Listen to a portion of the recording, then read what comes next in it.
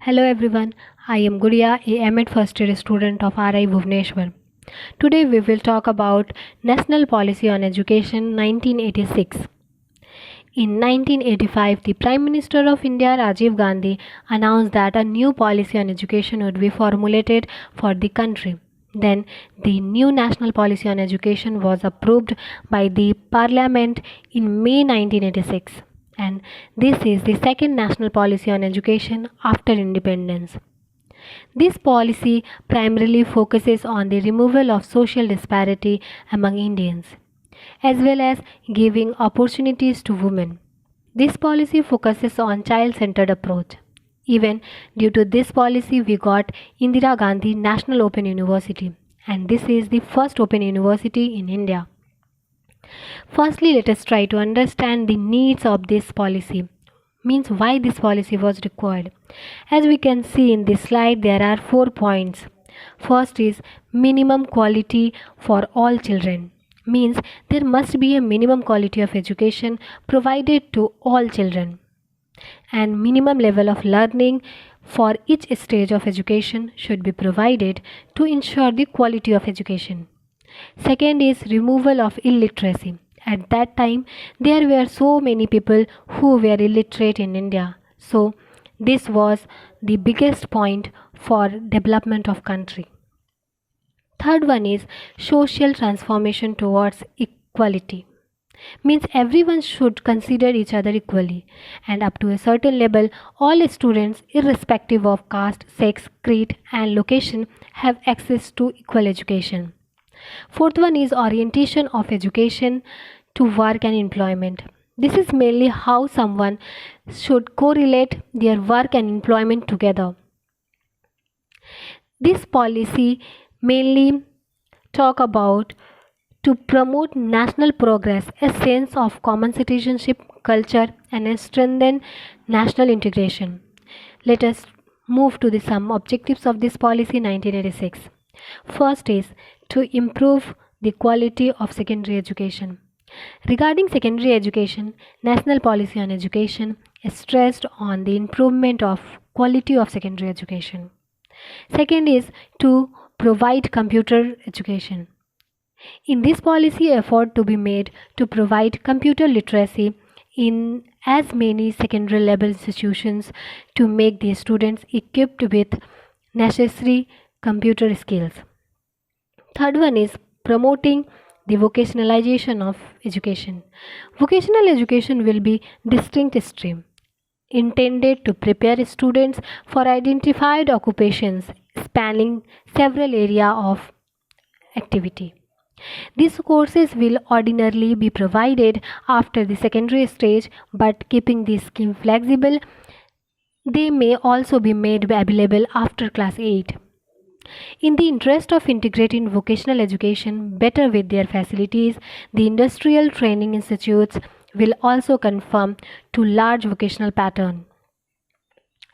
Fourth one is education for mentally and physically challenged person. To integrate the physically and mentally challenged with the general community as equal partners, to prepare them for normal growth and to enable them to face life with courage and confidence. Adequate arrangements will be made to give vocational training to the disabled. The fifth and the most important one is women education.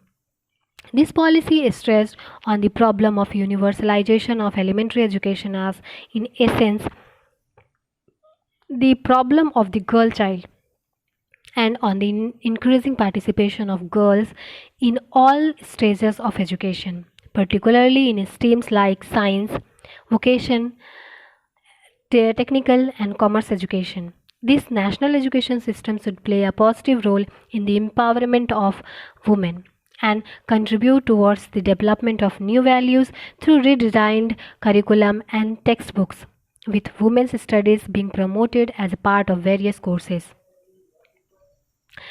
This policy have many more recommendations, but in this discussion we will try to focus on the recommendations for secondary education level. So these are: first is to expose students to the differentiated role of science, humanity, and social sciences. Secondary education begins to expose students to the differentiated role of science, the humanities, and the social sciences. Second is to provide children with a sense of history and national perspective. At the stage of secondary level, this is the appropriate is to provide children with a sense of history and national perspective, to give them opportunities to understand their constitutional duties, rights as citizens. Next one is appropriately formulated curricula. Conscious internalization of healthy work ethos and of the values of human and composite culture will be brought about through appropriately formulated curricula. Next one is valuable manpower for economic growth.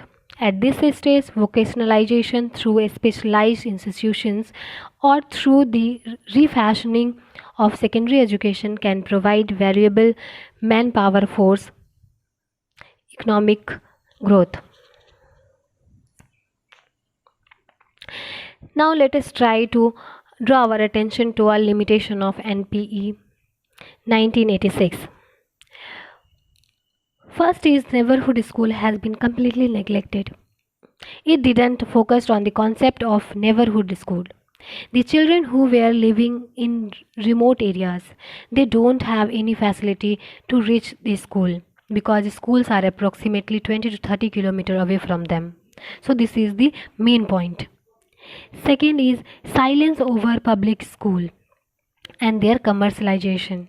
The policy remains silent about the public school.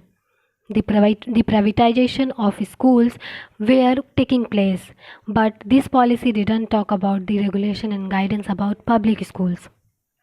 It did not focus on checking of the working of management in a public schools, or we can say did not speak about monitoring function of public schools. This policy also didn't focus on the basic education. How to provide basic education? There were no reference to basic education system. Next is it had not mentioned increasing our working hour of school for the optimum utilization of human resources.